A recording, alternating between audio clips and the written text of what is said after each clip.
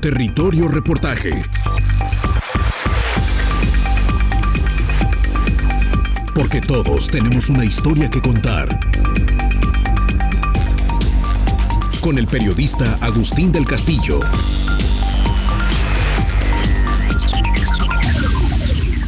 Ciudad Guzmán es el centro urbano más importante del sur de Jalisco y por ende de una de las zonas de producción agroindustrial más importantes del estado. Como en todas las historias, hay un balance de ganancias y pérdidas. Sin duda, se nota en la urbe de 120,000 habitantes, cuna de ilustres jaliscienses como José Clemente Orozco, Juan José Arreola y Consuelito Velázquez, el auge económico que ha traído el aguacate, además de la agricultura de invernadero o protegida y el agave. Los zapotlenses hablan de la gran cantidad de empleos que hay y de las oportunidades de negocios con grandes ganancias si le entran a los cultivos de exportación. Pero el saldo ambiental es negativo y, para ser honestos, desbalancea todo. La antigua Zapotlán el Grande se enclava en una zona natural compleja, con fallas geológicas que explican terremotos devastadores como el del 19 de septiembre de 1985 y en la esfera de influencia de uno de los volcanes más activos del mundo, el de Colima o de Fuego, que ya ha ocasionado lluvias de ceniza como la famosa de 1912, rememorada en la prosa de Arreola, nacido 5 años después. En De Memoria y Olvido, el gran estilista de la lengua española trae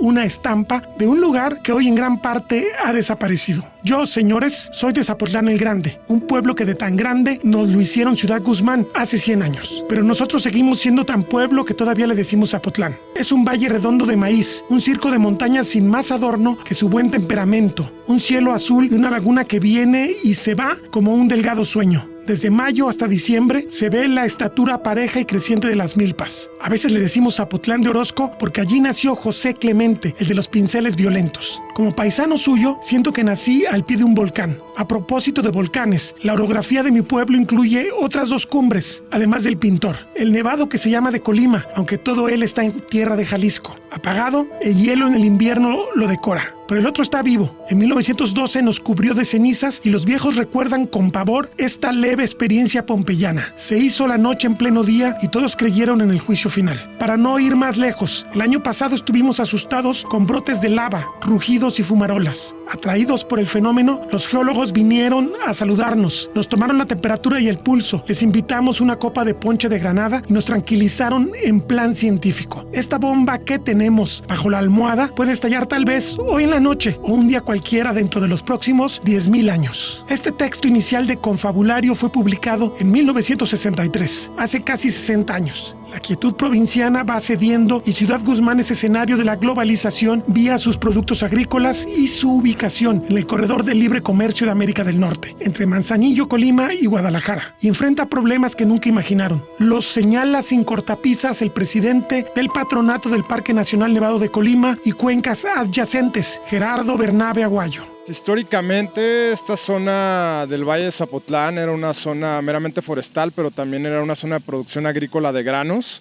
Digamos que a partir de la segunda mitad del año 2000 empezó a haber una reconversión de cultivos a cultivos de protegidos y también a monocultivos.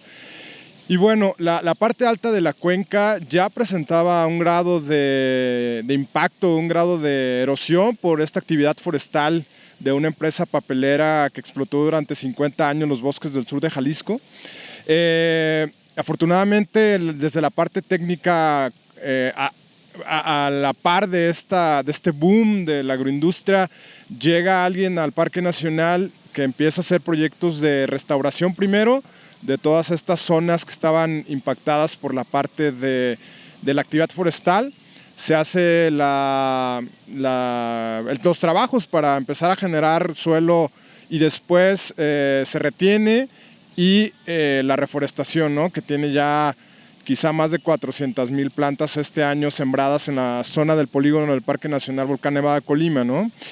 Irónicamente, este trabajo es un trabajo exitoso en la parte alta de la cuenca, pero en la parte baja y media de la cuenca, bueno, pues estamos viviendo una situación de deterioro muy, muy avanzado. Se está deteriorando más rápido que los trabajos que se han venido haciendo de contención de suelos y de reforestación. Y el lago de Zapotlán ahora está sufriendo las consecuencias, ¿no? Con el asolve, y todos los arrastres de esta actividad pues, antropogénica, ¿no? ¿Cuál es el diagnóstico que tiene la autoridad local? El presidente municipal de la demarcación, Alejandro Barragán Sánchez, lo detalla. Desde hace varios años se ha venido haciendo la advertencia por ambientalistas, por académicos, incluso por propios productores, que la cuenca está teniendo una sobreexplotación de sus recursos, desde sus recursos forestales, madereros, como el agua. El uso y el abuso de los recursos naturales en el ánimo de ponerlos a la disposición de la agroindustria está poniendo en un riesgo de perder el equilibrio ecológico de nuestra cuenca. El reflejo más claro que tenemos es nuestro lago de Zapotlán, que efectivamente está concentrando en él, literalmente, las malas prácticas que se ha venido haciendo en el ánimo de promover una industria que ha generado, por supuesto, riqueza, ha generado empleos, ha generado una actividad económica importante y que por un lado podemos decir que nos sentimos orgullosos de la agroindustria que tenemos, de la producción agrícola que tenemos en la zona, pero por otro lado se habla poco del costo ecológico que todo esto implica. El manejo de las laderas, los desmontes, la tala de las áreas forestales genera un desgaste de suelo que termina en forma de asolve en el lago. Hoy el lago, como seguramente lo saben, se ha documentado ampliamente en medios de comunicación en el último año. Ya ha invadido áreas productivas, ha dejado fuera de su área de producción a muchos pequeños productores agropecuarios, no solo agrícolas, sino también algunos pecuarios, y el lago parece que seguirá creciendo. Puso ya en riesgo infraestructura carretera, el libramiento norte está comprometido y seguramente en el próximo temporal de lluvias seguirá esa tendencia de crecimiento del lago, pero insisto, eso es solamente un reflejo de lo que está pasando con esta sobreexplotación. Otro tema importantísimo es que tenemos registros que en los últimos años los pozos que la ciudad utiliza para el abastecimiento de nuestra agua potable están sufriendo abatimientos que son notables, son dramáticos. Ya al inicio de este año, después de la pandemia y la reactivación económica y el regreso de los estudiantes, puso en crisis el sistema de agua potable en nuestra ciudad. Acabamos de habilitar un pozo nuevo que viene a compensar ese déficit que los pozos que tradicionalmente venían dándole el servicio a la ciudad están siendo abatidos y están siendo agotados. Entonces, es otro tema que es importantísimo. El clima, se nota también en el clima. Hay un cambio significativo en la temperatura, en la humedad, en nuestra ciudad, en nuestra cuenca. Incluso esto se está reflejando cuenca arriba, en la montaña, cerca del Nevado de Colima, en las faldas del Nevado de Colima y hacia arriba, ya se puede ver cómo incluso el clima está cambiando, la propia flora y la fauna que habita o que habitaba esas alturas se está modificando. Entonces todo eso es una consecuencia de una falta de planeación, un nulo ordenamiento territorial y por supuesto el abuso legítimo de productores que hoy consumen miles de hectáreas en la producción de frutas a través de métodos de invernaderos o agricultura protegida y de aguacate principalmente. Y también hay que decirlo, recientemente también en los últimos años, la siembra de agave. Entonces, esa combinación de esas producciones pues están comprometiendo los recursos que no estamos teniendo el suficiente tiempo para recuperar la captación de agua, para recuperar el bosque, para recuperar el aire, y eso es algo que pues se ve reflejado en este momento, en el lago, en el agua, pero quizás en los próximos años las consecuencias sean más graves. Y al tema de la laguna se agrega la subsidencia, un fenómeno natural exacerbado por la sobreexplotación del agua.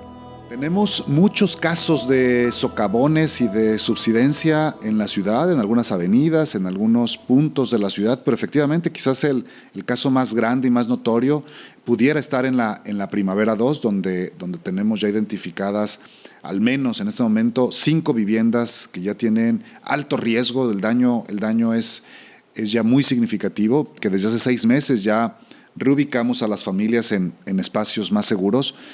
Hasta el momento parece que no ha habido una mayor afectación, pero justamente estamos estableciendo protocolos de monitoreo, estamos monitoreando permanentemente el comportamiento del suelo en ese fraccionamiento, porque pues no queremos creer que ese fenómeno pudiera estar creciendo. En este momento el diagnóstico que tenemos es una falla geológica y además un fenómeno de una posible subsidencia que está afectando ya viviendas. Entonces sí, efectivamente no debemos de asustarnos si en el futuro en esa misma zona o en otras zonas de la ciudad pudiera replicarse el fenómeno. Nos encontramos aquí en la parte más baja de una cuenca. La parte más baja en este caso es la laguna de Zapotlán, que es una cuenca endorreica. ¿Qué significa endorreica? Que está cerrada, que no tiene salida. Toda el agua que en este cuenco, justamente por eso se llaman cuenca, porque son cuencos, todo lo que llueve desde el Nevado de Colima, que está enfrente de mí, hasta la parte de atrás, que serían estos contrafuertes de la Sierra del Tigre, a final de cuentas llega aquí. Llega aquí, pero los arrastres también llegan. Esto es normal. Los lagos por eso dicen que están siempre condenados a desaparecer, porque estos arrastres con el tiempo, con los cientos o miles de años, llegan a cubrir completamente el territorio y entonces desaparecen los embalses naturales. Sin embargo, aquí estamos viviendo la aceleración de la historia, un proceso que es dramático, porque estamos hablando que lo que podría ocurrir en cientos de años está ocurriendo en pocos años. Desde que empezó la expansión del aguacate, podríamos con claridad fechar esto de 10 años para acá, esta dramática caída de limos, de material sólido de la montaña debido a la deforestación. ¿Por qué la deforestación? Vea conmigo esta parte de atrás. La parte de atrás usted va a ver una plantación de aguacate. El asunto es que no es una sola plantación. En todo el entorno de la cuenca vamos a encontrar muchísimos cambios de uso de suelo que están alterando totalmente el modo en que funciona, el modo en que se reparte los materiales, el modo en que el ciclo del agua está incidiendo para que no solamente baje agua, sino que baje volúmenes enormes de materia sólida que están asolvando gradualmente a la laguna de Zapotlán.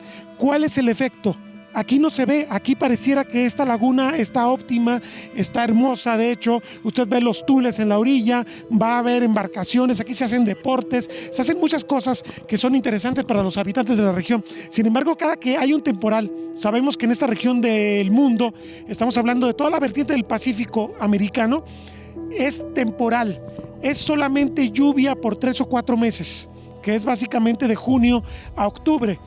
Y entonces se concentran 900 a 1000 milímetros, en el caso del Nevado de Colima puede ser mucho más, y el arrastre que provoca esta acción erosiva del agua va a hacer que todo venga a la parte baja, a la laguna, y entonces cada vez hay más asolve en la laguna, y entonces el agua que también llega va a ser excesiva para la capacidad de la laguna. Y entonces lo que estamos viviendo desde varias temporadas atrás en esta región es que se desborda, está ocupando asentamientos humanos de Ciudad Guzmán particularmente, pero está también ocupando lugares de plantaciones, lugares agrícolas, lugares donde se tiene siembra de aguacate, porque hay aguacateras aquí abajo también, pero también de maíz y de otro tipo de productos.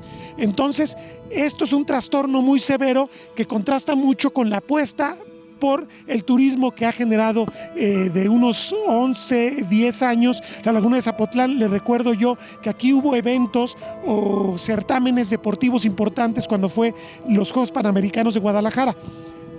A final de cuentas, si no se resuelve el tema de la parte alta, de la deforestación, del cambio de uso de suelo que está provocando esta economía del aguacate, vamos a ver que esto en un momento simplemente va a ser el problema, el dolor de cabeza más serio para una ciudad de la importancia de Zapotlán, de Ciudad Guzmán. No se está enfrentando todavía con todas las herramientas, y creo que es muy importante que sepa la gente que nos está viendo, que sepan los gobernantes, que sepan los habitantes de la región, que sepan los ambientalistas, que sepan los dueños de los berries y de las aguacateras, que esto no les va a dar para mucho tiempo, porque entonces va a colapsar la economía, porque va a faltar el agua en algunos puntos, y en otros lugares el agua va a provocar desastres severos como ya están empezando a ocurrir aquí.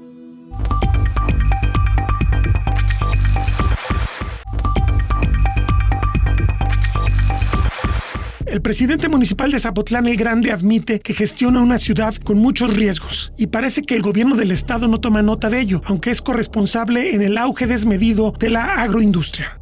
Hay que decirlo con mucha claridad. El hecho de que hoy esté desbordado el tema de la agroindustria es un asunto que también obedece a un estímulo económico que se dio de manera oficial, de manera formal por autoridades por lo menos una década y media, mínimo, ¿no? Entonces ha sido una práctica que desde el punto de vista oficial ha sido no solo permitida, sino que ha sido promovida. Eso hay que decirlo, ¿no? Por otro lado, pues sí, efectivamente hay que reconocer que nuestra ciudad está en una zona que tiene muchos riesgos, altos riesgos, sobre todo geológicos. Tenemos fallas geológicas importantes, prácticamente toda la ciudad tiene presencia de fallas y hay una actividad sísmica también muy significativa. El sismo del 85 es uno, pero de esa fecha al día de hoy hemos tenido decenas de sismos, unos más graves que otros, pero hay que reconocer que pues, nos hemos adaptado a esa situación, digamos, geofísica. La parte ambiental, la parte ecológica, pues es algo paralelo que viene a complementar ese catálogo de riesgos que tenemos, ¿no? Yo creo que en el ánimo de ser responsables en la declaración hay que decir que efectivamente el uso y abuso del agua del subsuelo pudiera estar afectando, pudiera estar agravando la situación geológica que ya de por sí es delicada. Ha habido algunos apoyos, pero no tienen que ver con la dimensión de los problemas causados, una crisis ambiental que aumenta en dimensiones. A ver, el tema geológico es algo de que poco o nada se puede hacer, ¿no? Un poco de cultura de protección civil y no podemos hacer más nada. El tema del daño ecológico que está haciendo, desde el inicio de esta administración, en octubre del año pasado, tenemos identificado una ruta, un programa de acción muy concreto.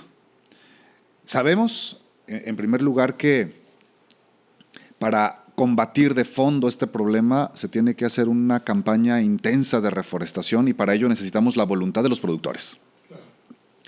El suelo que hace falta forestar o reforestar es privado o en alguna práctica de agricultura. Y necesitamos convencer, necesitamos promover la cultura de la reforestación. Eso es algo que sabemos que es la solución de mediano y de largo plazo. Hasta ahora no se ha hecho nada de eso, estamos socializándolo con productores que tienen buenas prácticas, que son socialmente responsables, ecológicamente responsables. Eso por un lado. Por otro lado, hay que reconocer que esta práctica sigue acumulando una erosión en las laderas y eso está provocando que los escurrimientos tengan mucho asolve. Lamentablemente, el mundo de asolve que existe ya en ruta rumbo al lago es enorme. Voy a poner un ejemplo. Hemos pedido apoyo, por supuesto, al gobierno del estado y para hacer una serie de ecotecnias que nos permitan contener suelo en los escurrimientos primarios y para limpiar los escurrimientos y los canales hidrológicos y los arroyos que están dentro de la ciudad, solicitamos un aproximado de 15 máquinas a SADER, al programa A Toda Máquina, ¿no? Nos mandaron una excavadora y 2 volteos. Pedimos 15, nos mandaron una. Y esa máquina trabajando 2 meses, que fue lo que duró porque ya nos la quitaron, 2 meses, pudimos hacer la limpieza de uno solo de los arroyos que cruzan la ciudad, una longitud de 2 kilómetros, 2.1 kilómetros, y logramos extraer 31,000 metros cúbicos de arena. Eso denota, en primer lugar, que no había el hábito en los años anteriores de hacer limpieza de escurrimientos. Entonces, toda esa arena que está ahorita en los canales, eventualmente en el próximo temporal de lluvias va a terminar en el lago. Entonces, obviamente no solo estamos dependiendo de las máquinas que nos pudo haber ofrecido el gobierno del estado, tenemos maquinaria en el gobierno municipal, hemos solicitado convenios con productores y con un esfuerzo enorme que se está haciendo. Estamos haciendo limpieza de canales desde el día 1 de esta administración. Estamos limpiando los canales tratando de reducir el asolve en el lago. Estamos, por supuesto, por promover que los propios productores, donde se va a construir esas ecotecnias que son, les llamamos cárcavas, son represas que contienen la arena y que incluso promueven la infiltración del agua, pues estamos pidiendo la colaboración de los productores para que ellos también nos ayuden a resolver un poco el daño que se está haciendo. Hemos solicitado, por supuesto, apoyo y ayuda a diferentes instancias de gobierno, a diferentes que tienen que ver con agua, como con agua, la Comisión Estatal del Agua, que tienen que ver con temas forestales, que tienen que ver con temas de desarrollo agropecuario. En SADER tenemos una comunicación muy permanente. Hay una cantidad importante de solicitudes que hemos hecho, incluso hasta la propia Secretaría General de Gobierno.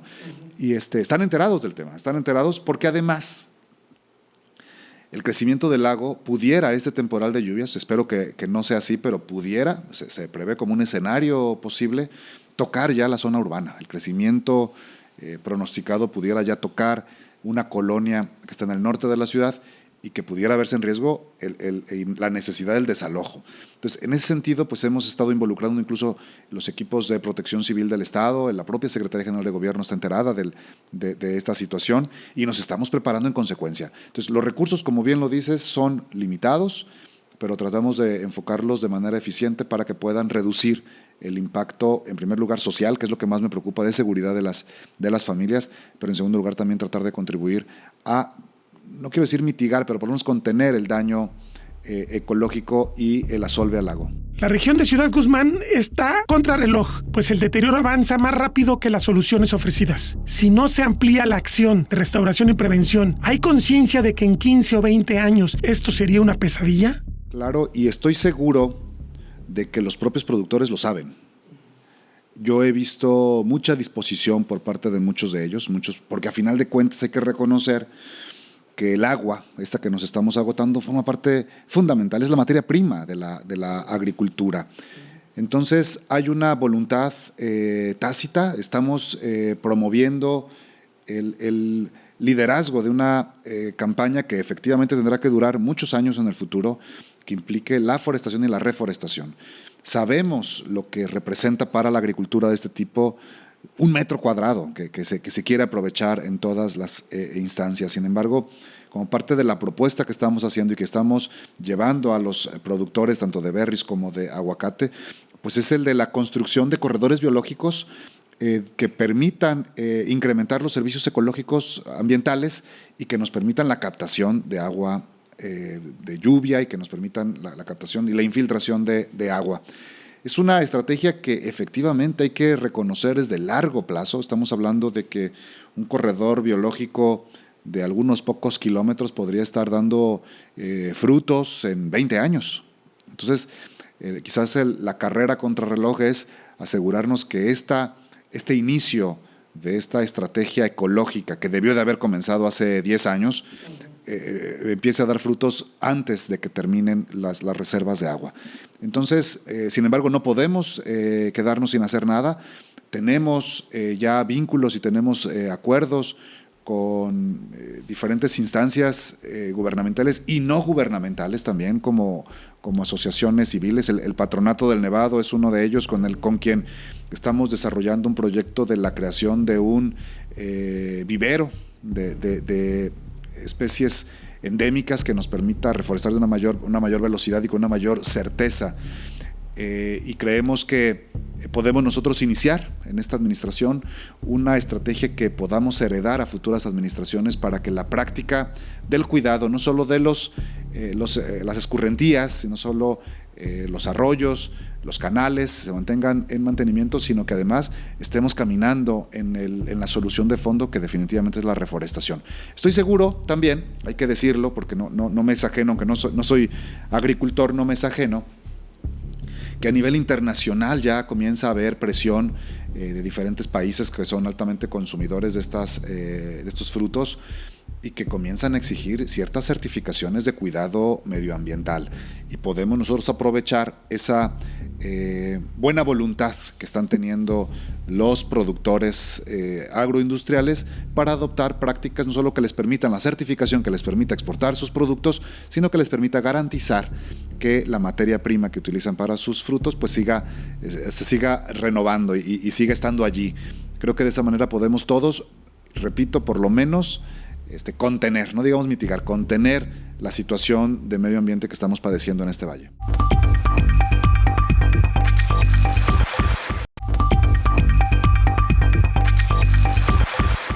Hay un principio de solución para la destrucción de la cuenca propiciada por los cambios de uso de suelo del bosque de la zona. Un vivero de alta tecnología al pie del Nevado de Colima. Lo explica el director del Parque Nacional, José Villa Castillo. Surge como una iniciativa social con el apoyo del gobierno del estado de Jalisco a través de la SADER.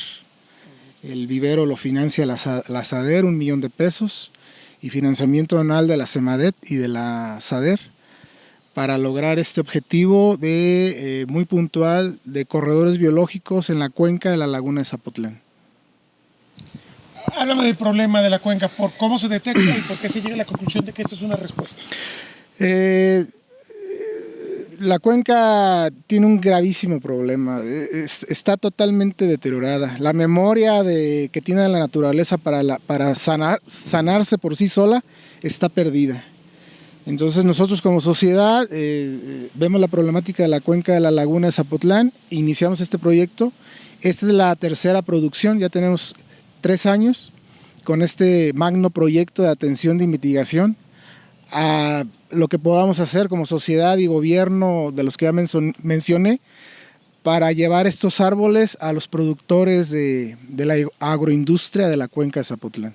Sí, definitivamente hay toda la evidencia científica arroja que la única manera de recuperar la cuenca o las cuencas es a través de la revegetación. Se habla mucho de obras físicas, de hacer zanjas, de hacer hoyos, de hacer presas. Son obras físicas de retención de arenas, porque suelo ya no hay. El suelo está en la laguna. De manera tal que la evidencia científica demuestra que las obras físicas deben ir acompañadas de obras vegetativas, de arbolado. De tal manera que en el programa de ordenamiento ecológico local de la cuenca de la laguna, nosotros como patronato y como dirección del Parque Nacional presentamos este proyecto al Ayuntamiento de Zapotlán el Grande y quedó como política de mitigación del efecto de la agroindustria los corredores biológicos. Entonces este es un hecho que trasciende, que realmente estamos ejecutando. Ya en 2 años tenemos 24,000 árboles plantados con productores de aguacate y berries en la cuenca de la laguna de Zapotlán, y este año se suman 17,000 árboles. ¿Y qué supervivencia está registrando esta labor? Este árbol de alta calidad, con las medidas de cuidados, sobre todo de ponerles riego, tenemos un 100% de sobrevivencia. Entonces hemos estado rompiendo paradigmas. Todo lo que tenemos que reforestar tiene que tener su cintilla de goteo de agua. Así como se cuidan las berries y los aguacates, se nutren, se riegan, los árboles forestales necesitan agua. Entonces, el proyecto también se lleva a cabo con el apoyo de Reforestamos México. Reforestamos México va a pagar los sistemas de riego, los sistemas de goteo para este proyecto de restauración de la cuenca. Sin embargo, es algo insuficiente. El deterioro regional es brutal. Global Forest Watch en la plataforma tiene identificados 2,000 hectáreas de deforestación. ¿Nomás de la cuenca de Zapotlán? Nada más, a ese nivel. Necesitamos 10 viveros como estos. Necesitamos un esfuerzo enorme, un esfuerzo para hacerlo, para poder llegar a un punto de que podamos hablar de que la cuenca puede tener sus corredores biológicos asociados a la producción. Obviamente esto implica un compromiso extremo de parte de los empresarios. Sí, sí, y ya este año ya empresas de berries, empresas de aguacates, se suman al proyecto de corredores biológicos y ya tenemos una bolsa entre empresarios y gobierno de aproximadamente $1 millón. Algo antes nunca visto en el esfuerzo de conservación de la cuenca, porque ya vieron resultados. Tenemos árboles de 2 años de pino de 3 metros de altura. Entonces eso da mucha confianza de que sea efectivo el trabajo de corredores biológicos. Mencióname si existen nombres de algunas de estas empresas que están ya trabajando con ustedes. Driscoll, si me permites decir la empresa, Driscoll se suma con 500,000 al proyecto de corredores biológicos. Eso es importantísimo. Reforestamos México aproximadamente 280,000. La SADER, Gobierno del Estado de Jalisco, 100,000. CEMADET, Gobierno del Estado de Jalisco, 155,000. Patronato del Nevado de Colima, $110,000. y otros donantes pequeños que suman. Cerritos, el grupo de aguacateros se suma, no tarda en llegar una pipa de agua de Cerritos, que se suma al apoyo de este proceso de restauración. Ya el año pasado, con empresas aguacateras como Cerritos, ya nos compraron 2,000 árboles campeones de 5 litros, con una sobrevivencia del 90% en este tipo de proyectos. ¿Cómo llegamos a este daño mayor? La UGA 17 del ordenamiento ecológico, que es la parte de Atequizayán, aquí en la cuenca está muy afectada y hay escurrimientos, lodo, piedra, aquí a algunas colonias del norte de Ciudad Guzmán. La laguna se desborda y hay problemas de inundación. Como te digo, Global Forest Watch tiene 2,000 hectáreas identificadas de deforestación y zonas críticas que tiene identificado el programa de ordenamiento en las UGAs. Son 6 UGAs de situación crítica en la cuenca de la laguna que tienen que ser reforestadas. ¿Y este proceso se da con estas 2 agroindustrias específicas o viene desde antes? Nosotros empezamos a tocar puertas. También Berrimex está incluido. Ya Berrimex tiene 10 hectáreas ubicadas. Ya trabajamos con Berrimex y Driscoll. Tenemos 10 hectáreas ubicadas en esta UGA 17, donde vamos a intervenir con 8,000 árboles. El proyecto de corredores biológicos son 20 hectáreas para este año, más otros productores pequeños que vamos a repartir estos árboles para este propósito. Sí, me da mucho gusto que hoy en la mañana, gracias a la gestión del presidente municipal Alejandro Barragán de Ciudad Guzmán, llegó la directora de Ecología a la oficina, Isis Santana, para anunciarnos que ya vamos a trabajar el convenio con el Ayuntamiento de Zapotlán y el patronato para el sostenimiento de este vivero. Entonces, este vivero que mi preocupación es que este vivero fuera a cerrar por falta de recursos, de financiamiento. Creo que se diluye ese fantasma de la falta de sensibilización de los niveles de gobierno, niveles empresariales, y este vivero va a sobrevivir y seguramente estoy pensando que posiblemente podamos producir más planta, podamos llegar a 20,000 plantas para el próximo año. Por si fuera poco, ya ha llegado el cambio climático y las lluvias se han reducido en los últimos 10 años. Tenemos una estación meteorológica automática satelital de la Conagua en el Parque Nacional que registra datos desde 2012. La tendencia de la baja de precipitación es evidente, está lloviendo menos y la temperatura se está subiendo. Tenemos ya ese patrón de cambio climático. El problema es muy grave porque los pinos son plantas C3, en fisiología se llaman plantas C3. Ellas necesitan 25 grados de temperatura para sus procesos fisiológicos de crecimiento. Entonces nosotros tenemos cada día que buscar sitios más fríos para que los pinos puedan sobrevivir. Y hablando del tema del pino, el problema de la erosión genética del pino en toda la zona sur de Jalisco es gravísima, porque ya no hay bosques, ya no hay pinos. Entonces, todo lo que era viable para cuestiones de hacer ríos, cuestiones forestales, los que tenían las conformaciones de fustes más rectos, los que tenían mayor aprovechamiento maderero, ya no hay. Afortunadamente, esta semilla viene de un banco, de un huerto semillero certificado, ¿sí? De Juan José Toscano, al quien le agradezco que cada año me regala la semilla de su predio de Tapalpa. Él tiene un banco semillero certificado y aquí se ve el reflejo de la genética. Entonces también este es un proyecto de rescate genético porque bosques ya no hay. Puede haber pinares maltrechos, pero no son bosques. ¿Se degradó genéticamente todo el bosque? Totalmente. Entonces por el lado forestal, por donde lo veas, necesitamos acelerar el paso, pero urge acelerar el paso, de que estos proyectos se cristalicen porque son muy efectivos, dada la ciencia y la tecnología, para producir los mejores árboles de calidad. Urge un proyecto de agua paralelo, es decir, que esos pinos plantados tengan riego seguro, como si fueran huertas aguacateras. Necesitamos acelerar el paso para que estos bebés vayan adaptándose al cambio climático. La condición de habitabilidad de los pinos en la cuenca ya prácticamente se perdió, a lo que yo le refiero a la memoria. La temperatura es muy cálida, ¿sí? Entonces ellos tienen problemas de subsistencia y de sequía. De ahí que este proyecto tiene que ir acompañado con un proyecto de agua. O sea, no vamos a poner un árbol que no tenga una cinta de goteo, ¿sí? Entonces es un proyecto muy ambicioso que está dando resultados y me da mucho gusto que las empresas, el gobierno se esté sumando para que esto continúe. Esos 24,000 árboles que han plantado, ¿todos tienen su cinta de goteo? No, tuvimos mortalidad cuando no tenemos cinta de goteo, porque el compromiso era muy ambiguo, era que el propietario le pusiera su cinta de goteo, unos sí cumplieron, otros no cumplieron. Bueno, buscamos aliados y encontramos a Reforestamos México y él está dispuesto a pagar la cinta de goteo.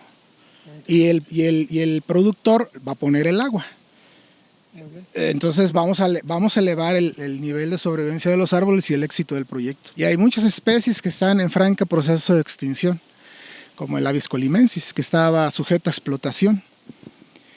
El Sea perennis, otro caso que con el doctor Rafael Guzmán ya tenemos un proyecto de Sea perennis, para el rescate del Sea perennis. Así la lista del desastre de la desaparición de las especies es alarmante, en aves, en insectos, en diversos grupos taxonómicos. No hay bosques, el único bosque que queda es el Parque Nacional, como bosque, con toda esa estructura de vida, es el único que queda, porque lo demás son zonas de aprovechamiento de pinares maltrechos. Y hay bastante problema con el sostenimiento de estos bosques. Y en particular el bosque mesófilo de montaña, que es tan rico, que debe ser el más rico de toda la región, lo tienen protegido, pero evidentemente le sufre más con el aumento de temperaturas, ¿no? Sí, porque son bosques muy húmedos y la lluvia cada día es menor. Entonces son zonas, por eso son ecosistemas declarados, el ecosistema como tal en peligro de extinción. El tema del mesófilo que nos llevó al decreto del parque estatal es un tema que también lo abordamos desde esa óptica científica. Sí. ¿Y tú cómo ves el futuro en particular del bosque mesófilo respecto a todo lo que está pasando? Hay una luz de esperanza porque los dueños del bosque mesófilo, los ejidatarios de Huescalapa, de San José del Carmen, de Zapotitlán de Vadillo, no lo están cortando. Bueno, es ilegal. Pero ya lo visualizan en esos proyectos ecoturísticos del Alcázar, de Mixtlán, de Puerta de la Hacienda. Lo visualizan y sobre todo que tienen un verdadero tesoro que es el agua. Sí, entonces ellos lo están visualizando distinto y ya lo dejaron de cortar. Pero digamos, ¿sería suficiente no cortarlos para garantizar la supervivencia del bosque mesófilo? ¿O hay que hacer más cosas? Porque la temperatura de todos modos va a aumentar. Reforestar. Lo mostré en la oficina, la evidencia científica demuestra que reforestar es la medida humana que más carbono captura, más biodiversidad aporta, más fábrica de agua, más origen de agua. Reforestar. Ya los científicos se pusieron de acuerdo y le dijeron a todos los gobiernos del mundo, reforesten. ¿Sí? Reforesten en serio. Pero en serio. Reforestado varias veces el país. Puro lavado verde. Sí, ya se hace lavado verde. Esto no es, esto es efectividad. Y es muy distinto, y esto está funcionando.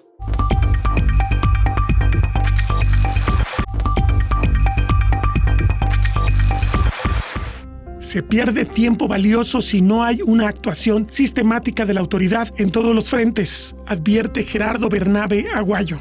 Hay estudios, como te comentaba, desde la parte forestal que había arrastres, quizá ya los últimos proyectos de explotación forestal en los 90s. Empezó ahí la problemática de los arrastres por la cantidad de lluvia que estaba generando ya algunas tormentas, quizá el inicio del cambio climático que estamos viviendo ahora. Y pues con el paso del tiempo las políticas públicas han sido, o más bien la aplicación de la ley sobre la política pública de qué se debe y qué no se debe hacer, ha ido como muy lento o quizá no se ha aplicado como debería. Y bueno, en estos momentos ya estamos viviendo esto que hace 30 años, cuando empezaba, ya mucha gente sabía qué podía suceder en el lago y ya está llegando a un punto sin retorno, ¿no? Donde los asolves están generando que cada temporal de lluvias se desborde. que destruye infraestructura que cada año se renueva, cada año se hacen trabajos para que puedan estarse usando por parte de los usuarios del transporte de carga o el transporte público, que son el periférico que pasa por el lago, junto al lago, pero parecería que la cuestión económica va más rápido que la cuestión de la mitigación de los impactos que genera las actividades antropogénicas, ¿no? No sé si coincides conmigo, pareciera que el Estado mexicano, 3 órdenes de gobierno, está más débil que nunca, porque tú hablas de un tema de mercado, un mercado muy exitoso, el tema del aguacate, el tema de la agricultura protegida, pero pareciera que no hay nadie que diga aquí sí puedes y aquí no puedes. Claro, yo creo que ese es un tema del Estado de Derecho, ¿no? De hacer cumplir el Estado de Derecho, y parecería que desde los 3 niveles de gobierno pues hay omisiones, ¿no? No hay quien quiera estar aplicándolo, o más bien algunas secretarías o oficinas dicen, ¿sabes qué? Pues esto es un asunto de la Federación, no es competencia, no es mi competencia. Y bueno, creo que se está perdiendo un tiempo muy valioso, porque al grado de rapidez que se está generando todos estos impactos, pues está sobrepasando todo este asunto burocrático, ¿no? Creo que va más allá de una simple firma, una toma de decisiones sobre cómo se va a aplicar, sino es en la inmediatez. Ve cada vez mayor el interés de los productores agroindustriales, lo que indica que los mercados y los intereses económicos deberán alinearse si no quieren destruir su propia base productiva. Nosotros, en lugar de verlo como una desventaja, lo estamos viendo como una oportunidad de colaboración con estos productores, porque quizá van a tener que tener certificaciones a nivel internacional para poder seguir exportando, y no solo Estados Unidos, ¿no? Sino los mercados que exportan Europa, Asia, y lo vemos como una oportunidad de tener un diálogo con los productores y de decir que colaboren, ¿no? Con este proyecto que tenemos ya 3 años trabajándolo, porque creo que sí es bastante difícil tener algunas posturas contrapuestas, ¿no? Decir, bueno, ahora vamos a hacer conservación a ultranza y no vamos a dejar que suceda nada, pero no podemos hacer yo creo que parar esta bola de nieve económica, ¿no? Yo creo que lo mejor es tener un diálogo, subirnos y decir, oigan, pues también queremos ser como parte de este asunto, pero desde la parte de conservación, ¿no? Y ver cómo pueden fondear ellos con alguna, no sé, quizá alguna parte del vivero o árboles para reforestar de los recursos que tengan como ganancia de la exportación a Estados Unidos, ¿no? El mercado que se va a abrir en otoño. Me llama mucho la atención que mencionemos productores y mencionemos ustedes como sociedad, y el gobierno pareciera que ya hay una resignación de que el gobierno no va a hacer nada. Nosotros nos hemos acercado a los 3 niveles de gobierno, y más al nivel estatal y municipal. Con el gobierno federal no hemos tenido como mucho contacto, pero yo creo que las iniciativas ciudadanas, hay mucha gente ciudadana, o sea, de pie tierra, que tiene mucho conocimiento técnico.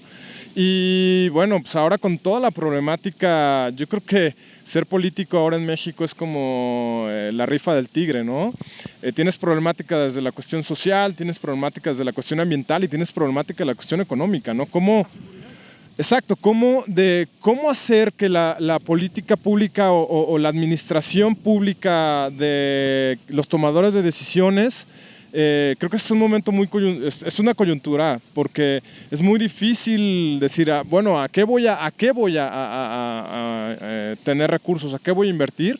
Y más a nivel municipal, que solamente son 3 años, ¿no? Son 3 años que pasan muy rápido. A nivel estatal quizá haya más tiempo, pero creo que las iniciativas ciudadanas son los que van a marcar la pauta en el futuro, la conservación de los recursos, ¿no? Porque los colores, las administraciones, la ideología política va y viene, y nosotros seguimos viviendo, ¿no? Y seguimos consumiendo servicios ambientales y seguimos coexistiendo con el medio ambiente, y creo que bueno, pues los ciudadanos tendremos que ser los más interesados en la conservación de todo este recurso.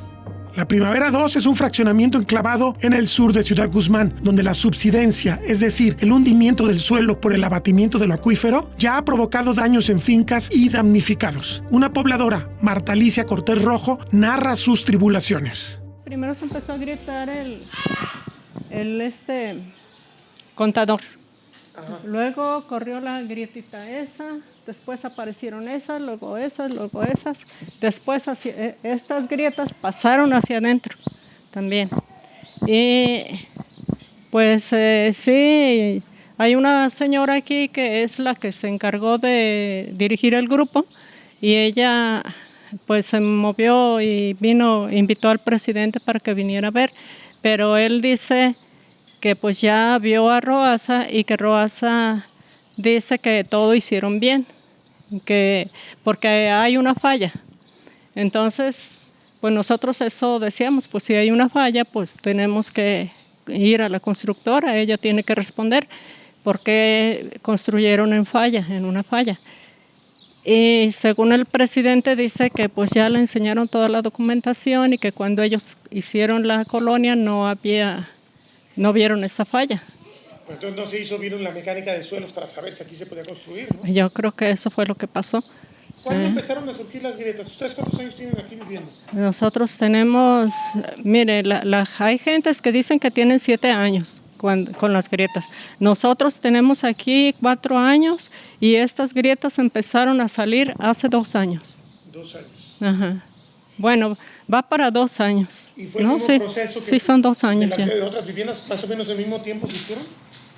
¿O ya estaban agrietadas las otras viviendas antes? Empezaron los locales comerciales, que la constructora es dueña de sus locales. Y ahí le rellenaron con cemento hacia abajo, en el subsuelo, y también tumbaron algunas bardas que estaban más agrietadas, las volvieron a hacer y taparon las demás grietas. Y ya ahorita se ve como si no hubiera pasado nada. ¿Y eso fue antes de que surgieran aquí las grietas?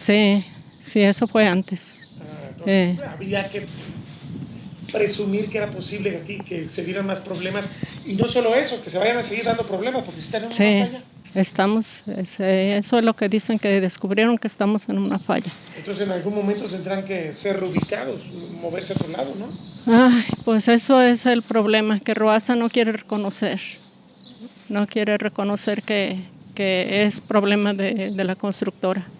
¿Cómo se están defendiendo ustedes? ¿Jurídicamente o nomás con el ayuntamiento? O sea que nos estaba ayudando el presidente, pero el presidente dice que pues ya él ya vio toda la documentación y que todo está bien.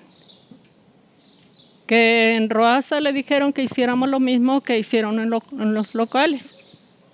Que todos los que estamos aquí damnificados, que hiciéramos lo mismo que ellos hicieron. Y que ustedes lo costen. Sí, exactamente. Y el ayuntamiento, aparte de esa gestión, ¿no los ha ayudado o no los está ayudando de algún modo? Estas personas, por ejemplo, las que se fueron, ¿a dónde se fueron? Ellos tenían un departamento en Guadalajara y como ya estaba inhabitable, se fueron allá. Las demás personas los reubicaron, la misma constructora Roasa, a un edificio que tienen acá rumbo a la preparatoria. Es un edificio, no sé si es de 3, son como 3 pisos. Y ahí los reubicaron.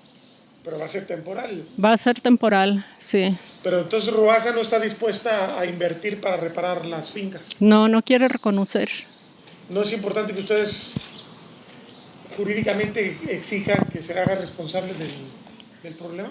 En el caso de nosotros nos dijeron que tenemos que agarrar abogado.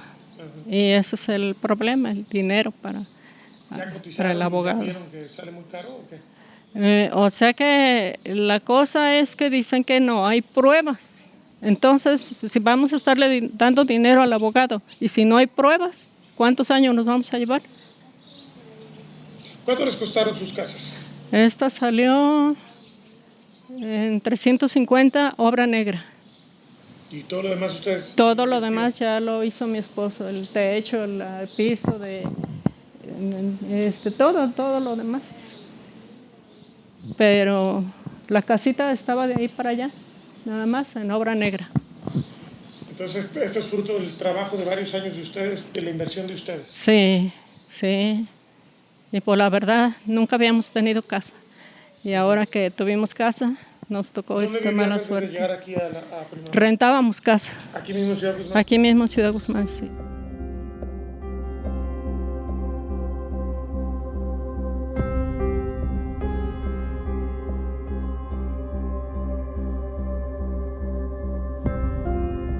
Uno de los efectos más visibles del daño ambiental que se está generando en la cuenca de la laguna de Zapotlán, que es la cuenca de Ciudad Guzmán, donde está enclavado este importante centro de población, por el deterioro generado en los bosques en la parte alta del Nevado de Colima, por la sobreexplotación del manto acuífero, una cosa que es muy importante. Aquí no nomás hablamos del tema del aguacate, hablamos también obviamente de toda la agricultura protegida que está utilizando grandes cantidades de agua. Están generando un fenómeno que, como hemos documentado en este programa, se llama subsidencia. Se está colapsando el subsuelo porque el manto acuífero está descendiendo de nivel, se está abatiendo. Uno puede revisar los datos de la Comisión Nacional del Agua y vamos a ver que el acuífero de esta zona está en total regresión.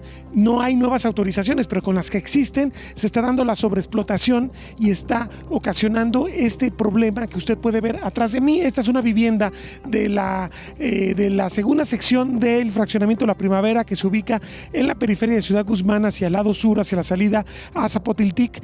Y bueno, son 7 viviendas en los dos lados, a los dos lados míos, que han sido pues dañadas por la presencia de grietas, que se está dando un proceso de hundimiento y que además no son el primer fenómeno que le ocurre a la colonia, porque hacia afuera hay una serie de locales comerciales de la constructora que también se dañaron al mismo tiempo, pero que de algún modo la constructora intervino y propició que se detuviera aparentemente el deterioro.